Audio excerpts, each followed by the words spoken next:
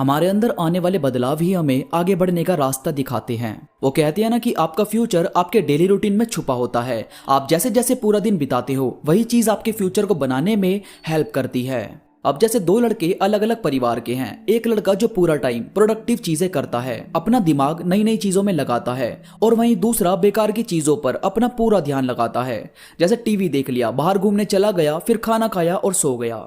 मतलब कभी कुछ नया सीखने की कोशिश नहीं की। तो आपके हिसाब से कौन सा लड़का अपने फ्यूचर को बना और कौन सा बिगाड़ रहा है? जाहिर है जिसकी आदतों में ये चीजें शामिल होगी कि वो हर बार कुछ नया सीखे और खुद का कंपटीशन खुद से करके आगे बढ़ता रहे, उसका फ्यूचर भी उसे आगे जाकर बाकी लोगों से अलग खड़ा कर देगा।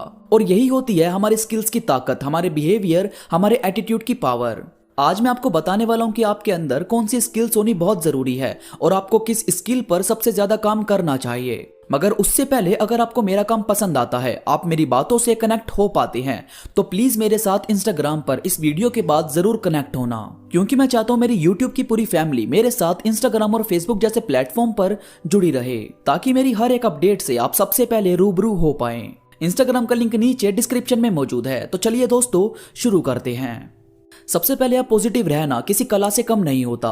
हम जिन लोगों को हमेशा पॉजिटिव रहते हुए देखते हैं, खुश रहते हुए देखते हैं, या जिस तरह से वो अपनी प्रॉब्लम को सॉल्व करते हैं, वो कितना इंप्रेसिव होता है। तो उसकी वजह यह नहीं है कि वो लोग कुछ अलग तरह के लोग हैं या उनकी लाइफ में आपकी जैसी प्रॉब्लम नहीं आती। बात बस ये है कि वो लोग अपनी प्रॉब्लम से डील करने के लिए नेगेटिव फीलिंग को पैदा नहीं होने देते। वो कोशिश करते हैं अपने आप को मैच्योर बनाने की, अपने अंदर बड़कपन शामिल करने की, और ये देखने की कि हकीकत में अब क्या किया जा सकता है। असल में हम में से मोस्टली लोग दुखी इस वजह से होते हैं क्योंकि वो ये सोचते हैं कि उनके साथ कुछ बुरा हुआ था या कुछ बुरा हो रहा है। जबकि आप ये सोचेंगे कि जो होना था हो गया, अब आगे क्या करना है उस पर फोकस करते हैं, तो ये एटीट्यूड आपके दुख को कम करके आपको सर्वाइवर बना देगा, आपको लड़ना सिखा देगा अपनी लाइफ में आ रही दिक्कतों से।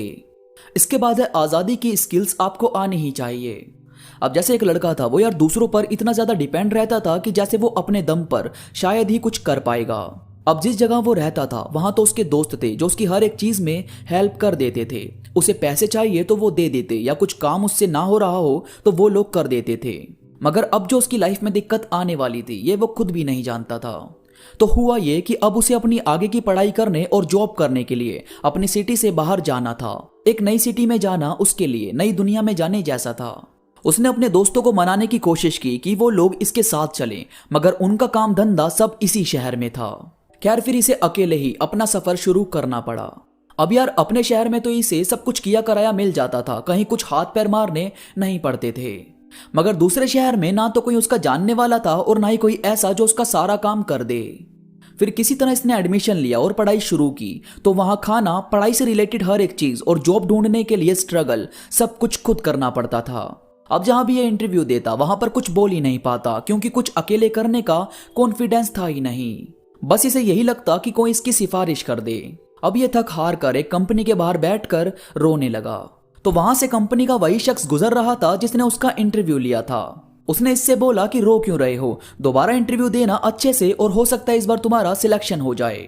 फिर इसने अपनी हर बात बताई और तब वो समझ गया कि इसे अकेले रहना आता ही नहीं। फिर उसने इसे सिखाया कि इसे किस किस चीज पर काम करना है। उसने इसे जॉब दिलवाई और कुछ बाहर के काम भी दिए ताकि ये बाहर जा सके और रास्ते समझ सके। बुक्स दी जिनमें सेल्फ डेवलपमेंट की बातें थी। फिर धीरे धीरे ये अकेले रहना सीखा, सारे काम खुद संभालता और उन्हें एक एक करके पूरे करता।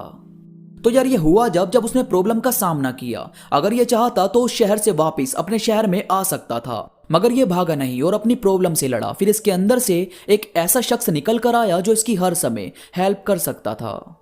इसलिए आपका इंडिपेंडेंट होना बहुत जरूरी है। जरूरत से ज्यादा किसी से उम्मीदें लगाओगे तो हर्ट होते रहोगे। और भाई अपने आप को कन्विंस करना बहुत जरूरी है। ऐसा बहुत बार होता है कि लोगों को समझाना फिर भी आसान होता है, लेकिन खुद को समझाना बड़ा ही मुश्किल।